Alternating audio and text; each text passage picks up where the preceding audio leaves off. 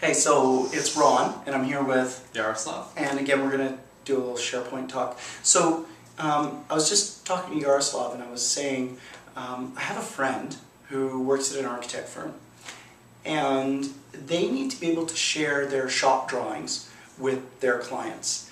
And they have a little SharePoint that they use internally, and they have it locally in-house. Mm-hmm. But now, for every project that they do with their clients, they want to be able to share those files. And I just want to give them a quick example here. The document library at this friend's architect firm, the way they've set up, like, ignoring SharePoint for a sec, they go the year, and then they have like A, B, C, and under C they might have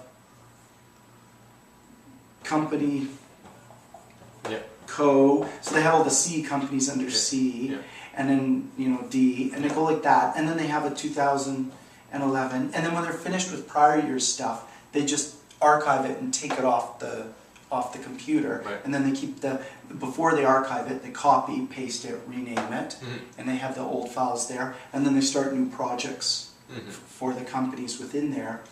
So at this company level, let's say they're doing work for Company Co. Somebody at Company Co. needs to come in and see their project files that they're working on. Within Company Co. they'd have projects. But at this company level, they need to give people external to the company permissions to access it. So they currently have one SharePoint site where all this document libraries exist. If they weren't going to get complicated, let's say they kept it super, super simple, and they had just the one SharePoint site and the one document library, how would they share out that folder so someone external to the company could come in, but the person wouldn't have permissions to the HR files or the accounting files or the sales and marketing files, but just the project work files? So there's a couple of ways to approach that. One of the ways is to create a special group in the Active Directory for those external users, and give that Active Directory users access only to a specific client or a vendor. So what I'd have to do is actually set my client up on our server. Exactly. So I probably wouldn't give him a unique name. I'd probably give him a generic name that company could log in. So for instance, you could just give them, you could create a company account, if there is one user that accesses on company behalf at one point or another, and then that would be the company user, and they access that particular resource on your intranet. Another way to do it, a little bit more secure way, is to use an extranet. So in that case, you have your intranet, and then you have a separate site, which is your extranet. Now that might scare the guy I work with, because he's going to be like, oh my gosh, another server. Another server behind the firewall, outside the firewall.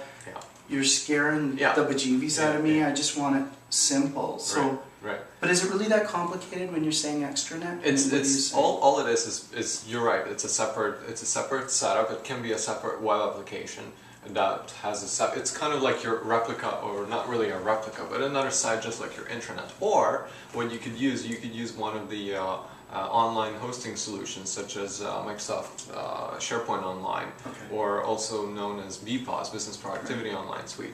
So with that option, you have access to invite your users to the site, and then basically place your client related information on that site.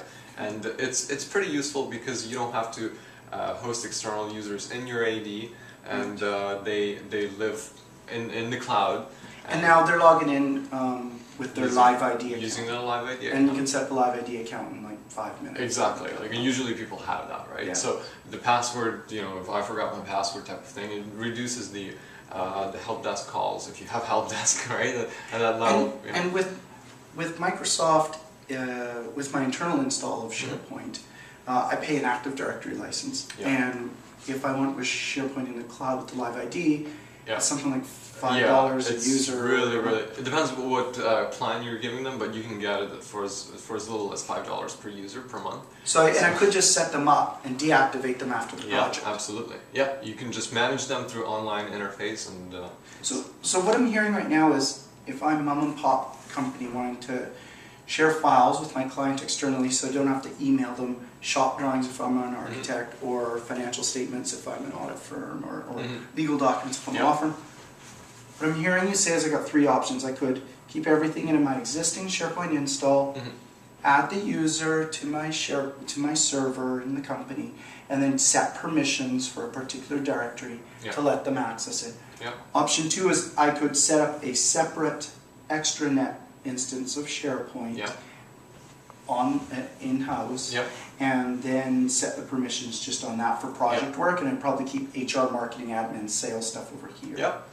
Third option would be I use SharePoint Online, which they call BPOS. Right now, and it's going to be called Office 365, or it is called right now, but it's in beta right now, so it's going to be available. It's the next generation of BPOS. Okay, most people think SharePoint Online. But Exactly, it's easier to pronounce.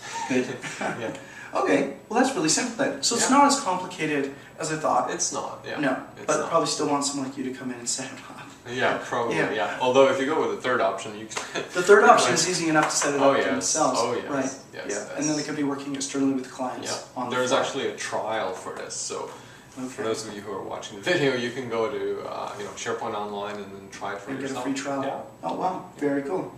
Okay, that's great. What else would I want to know? Why wouldn't I use Google Docs? I wouldn't use Google Docs. You know why? Google Docs is the way I collaborate with all my friends on stuff, and with my family, and sending stuff back and forth. And even internally with a few people here, I collaborate within our own company using Google Docs. But I'm sure the company wouldn't want me to put confidential client docs into Google Docs. Yeah, and that's just it, right? So there's a security constraints that you want to be worried about, and just overall experience that you get with SharePoint. You don't just get docs, right? You can have calendars, you can have announcements, kind of a little bit of workspace around, not just documents, right? Because you don't know how you're going to evolve in the future and what you're going to offer to see for your clients. So that gives you kind of a bit of a more option. Okay, cool. Three options. Very nice. I like it. Awesome. Hey, Yaroslav, where can people find you on the net? So I work at Knowledgetech and also my blog, sharemuch.com. Okay. Yeah. And I'm ron.juicy.com, and I also work at Knowledgetech. Yeah. Thanks. Thanks.